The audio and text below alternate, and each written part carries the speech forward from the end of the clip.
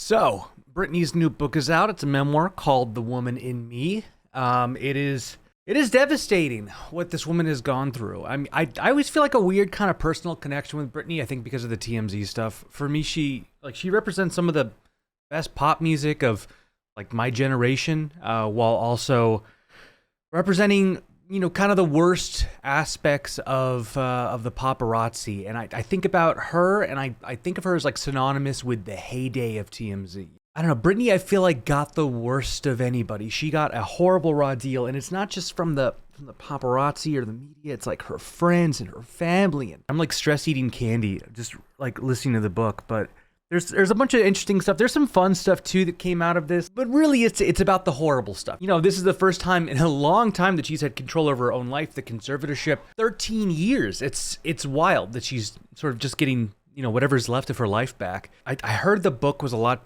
bigger than it is, and that makes a lot of sense given that it doesn't look great for a bunch of people. So I can only imagine how much lawyers would have tried to pare this down, and how much like stories entirely or references to certain people they had to remove completely.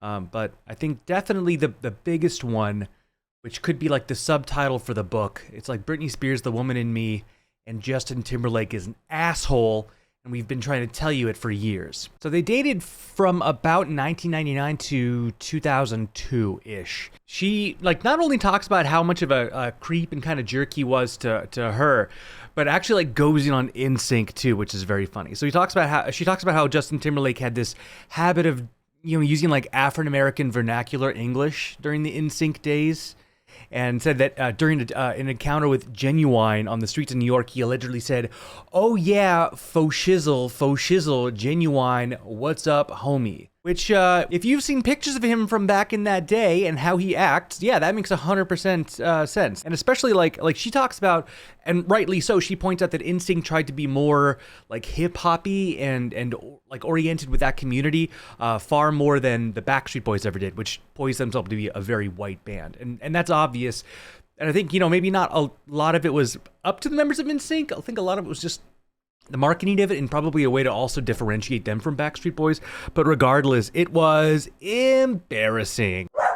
Sorry, that's Giuseppe. Everything's okay. I'm mad about Britney and Justin too, don't worry. One of the big revelations from this that's grabbing the most headlines is that while they were together, she became pregnant and he pressured her into an abortion. So just to do a quote here, Justin definitely wasn't happy about the pregnancy. He said we weren't ready to have a baby in our lives, that we were too young. I don't know if that was the right decision. If it had been left up to me alone, I never would have done it. And yet Justin was so sure he didn't want to be a father. Said his stance was a surprise, but for me, it wasn't a tragedy. I love Justin so much. I always expected us to have a family together one day. This would just be earlier than I'd anticipated. To this day, one of my most agonizing things I've ever experienced in my life. It sucks. It sucks to hear that. I will say, I think he definitely needed to grow up. Of course, that didn't stop her from having a crap baby daddy in her life, but we're getting into that. But then he went on to break up with her via text message, which is not a great guy thing to do in general. And that was while she was on the set of the Overprotective remix music video, and she went home to Louisiana to recover from the shock, and he flew out to see her, bringing with him a letter he'd written, and he framed that ended with the line, "I can't breathe without you." And that made the music video for Cry Me a River, in which Timberlake acted opposite a woman that looked just like her, to be super, super painful. As she said of the situation at the time, there's always been more leeway in Hollywood for men than women. And I see how men are encouraged to trash talk about women in order to become famous and powerful, but I was shattered. I think that's definitely the case of, it's not even just like a celebrity thing or a Hollywood thing. It's oh yeah, she was crazy, which I think ultimately stems from, oh, she's a witch drowner. I think it is an extension of that. It is the modern day version.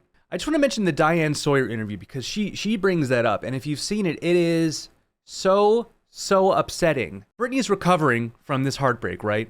And she said her father, Jamie Spears, and his management team forced her to do an interview with Diane Sawyer, which ended up being a breaking point for her. The whole thing is really gross and exploitive, and basically, it's more like blaming her and be like, "What did you do to Justin?" Like literally, like what did you do to him to cause him so much pain? What's his monstrous thing? Because there were I remember correctly, there were like rumors of cheating and stuff, but she says after that point, like this was a breaking point. She says it felt like I had been exploited, set up in front of the whole world, which she 100% was. So she acknowledges like the media portrayed her as a harlot who had broken the heart of Americans' golden boy.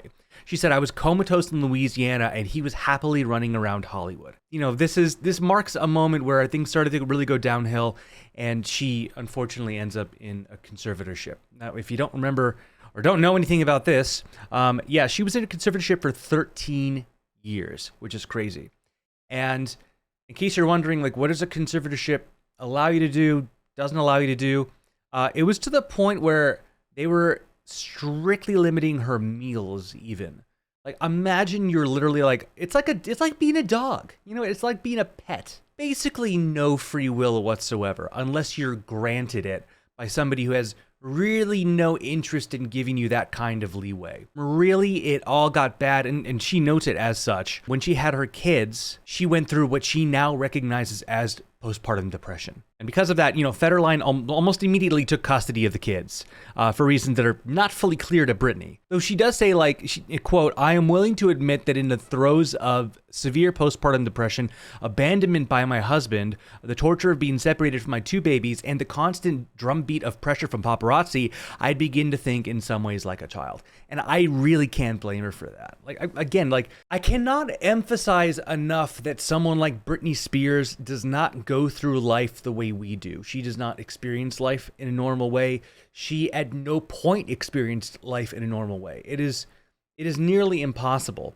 So, you know, you're gonna also end up reacting to things a little bit differently, and also just by virtue of these things being on a world stage, like everything that happens to you, it makes it impossible to be distracted or to feel it in your own time, because you know that everyone in the world is looking at this, making their own judgments, and I don't know how you heal. I don't know how you end up healing after this stuff. Like, I can't imagine having your kids taken away from you and having people cover it on the news and in every talk show, or a divorce or a breakup where your ex is out there talking all this stuff. It's insane. And so, you know, naturally, she ended up having a nervous breakdown. So she was visiting her kids in 2018, and they were getting like prepped to go back to Kevin Federline, and she had just a straight up nervous breakdown and locked herself in the bathroom with one of the kids. So the police were called, and then this started sort of the paper trail that would ultimately lead to her being institutionalized. It was like being dangled over her, like, go do this or you're not seeing your kids. So she notes that this was a trade-off that she was willing to do because of how much she cared for her children. So she said, fine, I'll do it because I don't want my kids taken away from me. But to be specific, like, you know, you can't just randomly institutionalize someone. So the reasons ranged for the multiple institutionalizations, hospitalizations. And it stands from, you know, mental breakdown, Adderall abuse, and even taking over-the-counter energy supplements. So she gave into the treatments, and this is what I was talking about. She said, and so I went along with it, my freedom in exchange for naps with my children. It was a trade I was willing to make. There was basically nobody on her side throughout any of this. Honestly, from reading this, it seems like the only people that were actually on her side was like Madonna and Paris Hilton. We fast forward a little bit. She is in the conservatorship for such a long time. And remember, all of this is based on she can't take care of herself. She's too sick, blah, blah, blah, blah, blah. So, like, they had security guards physically preventing her from eating cheeseburgers. And they said that she was, like, so sick that and so unwell that they had to do these extreme measures. So she says, like, you know, during all of this, her condition was so bad that she was, like, too sick. Quote, she was too sick to choose my own boyfriend, and yet somehow healthy enough to appear on sitcoms and morning shows and to perform for thousands of people in a different part of the world every week. And, you know, so the hospitalizations continued too. And she says that one particularly broke her when she was committed long-term after refusing to do more Las Vegas dates for her residency. And that's when she was prescribed lithium. She was only allowed 1 hour of television. But the good thing to come out of these hospitalizations is that she finally found out about the Free Britney movement. This was the first time when she was shown the care that people had for her. You know, the people saying, you know, is she okay? Is she being held against her will? What's going on? And just how big a movement it was. People with signs campaigning for her in the streets. And that gave her the motivation. I mean, seeing these people that cared about her, you know, maybe for the first time ever, like not people that are even in love with the music and saying that they're fans, people who are saying, I want to make sure she's okay. that gave her the strength and motivation to pick up the phone, dial 911, and report her father for an abusive conservatorship, which thankfully ended in 2021. On a personal level, I'm proud of Britney. I'm glad this happened. I'm glad she put this out. It needed to happen. And you know what? There's some other fun stuff in the book too that we can mention. Like she auditioned for The Notebook in 2004, and apparently she was really, really good. Daily Mail got a hold of the audition tape with her and Ryan Gosling, where it's her just being like super emotional. It's a 3-minute tape. I think they might have taken it down for a copyright issue, but the casting director for it actually said that she impressed the producers.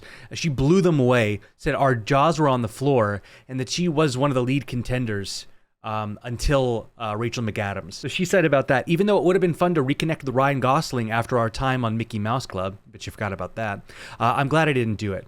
I imagine that there are people in the acting field who have dealt with something like that, where they had trouble separating themselves from a character. I hope I never get close to that occupation hazard again. Living that way, being half yourself and half a fictional character, is messed up. After a while, you don't know what's real anymore. She also turned down a role in the film Chicago. So she had the opportunity to join that. The producers and executive producers pursued her for a role, but she writes of not wanting to be distracted from her studio music career. And she says she doesn't regret that because she wanted to use her power that she had back then to be more rebellious in her decision making. So I think that probably seemed like one of those things like they maybe like try to push her to do, but I guess her heart wasn't really in it. Okay, now all that being said, I don't care what she does. I just want her to do what she wants to do. It's as simple as that. She wants to do more music, sure, but that's kind of the main thing. Everyone's like, what are you gonna put on new music? What are you gonna tour? We're gonna tour. It's like she just got her life back, and that was the main thing that people were kind of forcing her to do. So, I wouldn't be surprised if she just screws off for a while. Hopefully, her finances have not been completely ruined and she can, just chill out for a while. And her main focus right now, I think, is trying to repair her family. As always, if you want to talk about this stuff live, we're going to start doing some end of the week streams on YouTube, like a show to like recap the news of the week. But if you want to hear about stuff during the week, twitch.tv/Morgan Tremaine is the best way. We can talk about stuff as it's happening in real time. So thank you for watching. Thank you for all the subs and the nice comments, and I'll see you in the next one.